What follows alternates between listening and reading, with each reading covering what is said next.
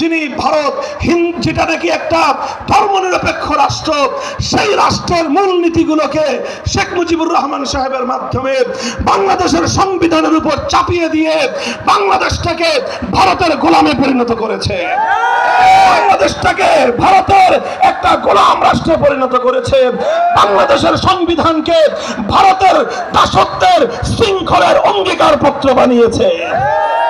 এজন্য আমরা বলি, এটা চ্যালেঞ্জ করে আমি বলি, ইতিহাসের সূত্রে বলি, 1971-এর মুক্তিযুদ্ধে বিজয় অর্জন করার আগ পর্যন্ত বাংলাদেশে কেউ কোনোদিন ধর্মনিরপেক্ষতার কথা বলে নাই।